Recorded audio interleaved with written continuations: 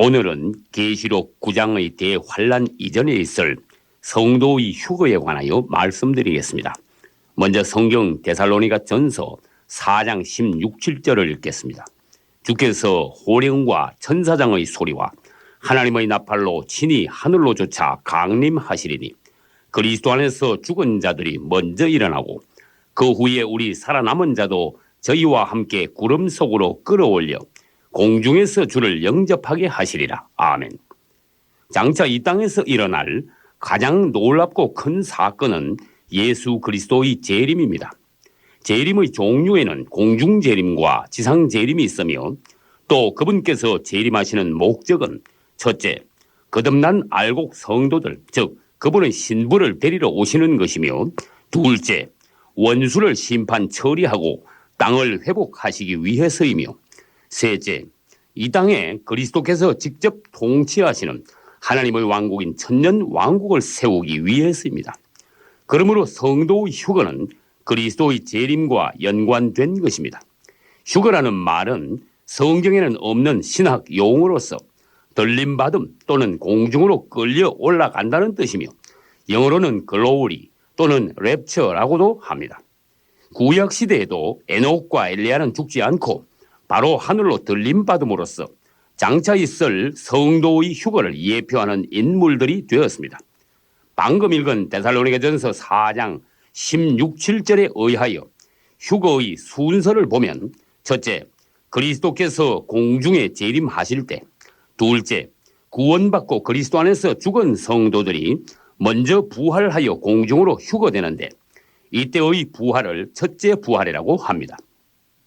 아담 이후 죽은 사람들 중에서 이 첫째 부활에 참여한 자들은 구원받은 자들이지만 반대로 첫째 부활 때 살아나지 못한 자들은 음부에서 대기하다가 천년왕국 이후 둘째 부활 때 심판받고 지옥으로 가게 되는 것입니다. 셋째, 그리스도 안에서 죽었던 성도들의 부활 휴거 뒤이어 살아있는 성도들의 몸이 변화 휴거되는 것입니다. 결국 휴거는 그리스도의 재림시 있을 첫째 부활과 동시에 있게 될 것입니다. 성도의 휴거는 너무나 중요한 일이므로 성경 곳곳에서 이에 대해 말씀하고 계십니다. 먼저 마태복음 24장 40절로 42절에서는 두 남자가 밭에 있고 또 두 여자가 맷돌을 갈고 있을 때 그중 하나는 데려감을 당하고 하나는 버려둠을 당한다고 하셨습니다. 여기서 데려감을 당한다는 것은 휴거된다는 뜻이며 버려둠을 당한다는 것은 대환란에 던져지게 된다는 뜻입니다. 또 마태복음 24장 31절에서도 큰 나팔 소리와 함께 천사들을 보내어 저희가 거듭난 성도들을 사방에서 모으게 한다고 하셨습니다. 여기서 성도들을 모은다는 것은 공중으로 휴거시켜 공중 혼인잔치를 위하여 신랑 예수 앞으로 부른다는 것입니다. 또 데살로니가 후서 2장 1절에서도 우리 주 예수 그리스도의 강림하심과 우리가 그분 앞에 모임에 관하여 말씀하셨는데 여기서 그리스도의 강림은 공중 재림을 말하며 우리가 그분 앞에 모인다는 것은 바로 휴거를 말하는 것입니다. 이러므로 너희는 장차 올 이 모든 일을 능히 피하고 인자 앞에 서도록 항상 기도하며 깨어 있으라. 아멘.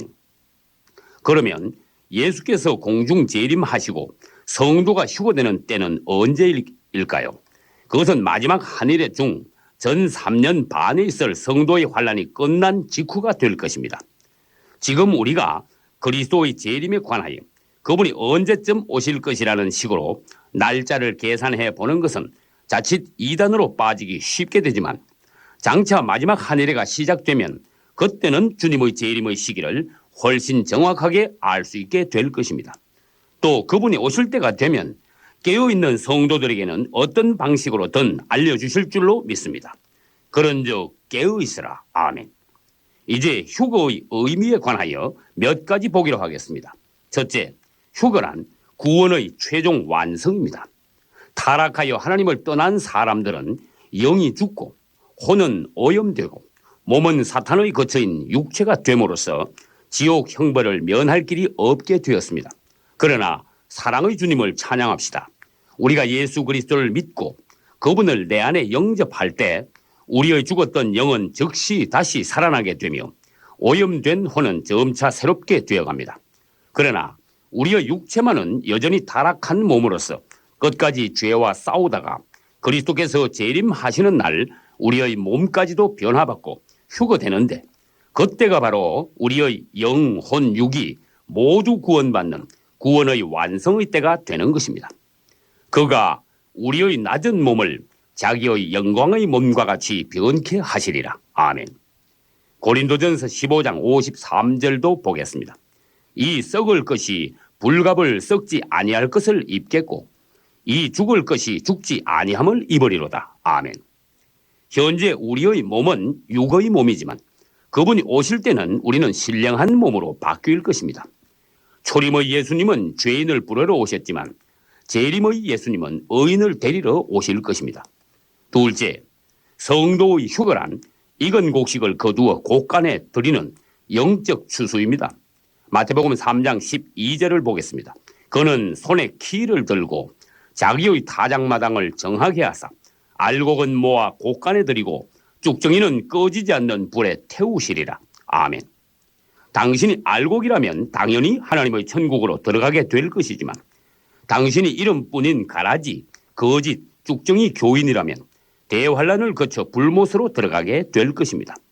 알곡이란 그리스도의 생명으로 변화 성숙된 성도를 말하지만 쭉정이란 겉보기에는 그리스도인 같지만 실상 그 속에는 그리스도가 없는 바리새인 같은 자들을 말합니다. 화 있을진저 외식하는 서기관들과 바리새인들이요 잔과 대접의 겉은 깨끗이 하되 그 안에는 탐욕과 방탕으로 가득하도다. 아멘. 셋째, 성도가 휴거되는 것은 신랑 예수와 결혼식 하기 위하여 신부 입장하는 것입니다. 결혼식 때 신랑이 먼저 입장한 후에 신부가 보호자의 손에 이끌려 입장하듯이 예수께서 먼저 공중 재림하신 후에 우리가 성령에 이끌려 주님 앞으로 휴거되는 것입니다. 넷째, 성도의 휴거란 지상에 쏟아지는 하나님의 진노의 심판인 대환란으로부터 성도들을 공중으로 도피시키는 것을 말합니다. 구약시대에 하나님께서 물로 심판하실 때 그분은 노아의 가족을 방주 안으로 도피시키셨고 불로 심판하실 때는 롯의 가족을 소돔성에서 빼내어 산으로 도망가게 하셨습니다. 마찬가지로 장차 있을 대환란의 심판 때에도 그분은 우리를 공중으로 도피시켜 주시는 것입니다. 그러면 여기서 환란과 휴거에 관한 4가지 학설을 소개해 드리겠습니다. 첫째, 환란 전 휴거설이란 7년 대환란 이전에 우리가 휴거된다는 설을 말합니다. 그러나 마태복음 24장 29절 이하에서 그날 환란 후에 즉시 인자의 징조가 있으리라는 말씀에 비추어 본다면 환란 전 휴거설은 설득력이 없게 되는 것입니다. 둘째, 환란 후 휴거설이란 우리가 7년 대환란을 통과한 후에 휴거된다는 설입니다. 그러나 마태복음 24장 22절을 봅시다. 그 날들을 감하지 아니하면 모든 육체가 구원을 얻지 못할 것이나 택하신 자들을 위하여 그 날들을 감하시리라. 아멘. 여기서 우리가 다시 유의해야 할 것은 먼저 대환란의 기간은 7년이 아니라 후 3년 반 동안이라는 것과 또 환란에는 성도의 환란과 불신자들의 대환란이 있는데 성도의 환란은 전 3년 반에 있으며 불신자들의 대환란은 후 3년 반에 있다는 사실입니다. 셋째, 중간 휴거설이란 7년의 중간점에서 휴거될 것이라는 설이며 넷째, 부분 휴거설이란 성도의 휴거가 여러 차례 나누어 있을 것이라는 설입니다. 그러나 우리는 그분의 재림 시기에 관하여 너무 지식적인 호기심에 빠져서는 안 되며 무엇보다도 먼저 거듭난 연후에 그분을 사모하며 신부 단장을 마쳐야 하겠습니다. 우리가 흙에 속한 자의 형상을 입은 것 같이 또한 하늘에 속한 자의 형상을 입으리라. 아멘.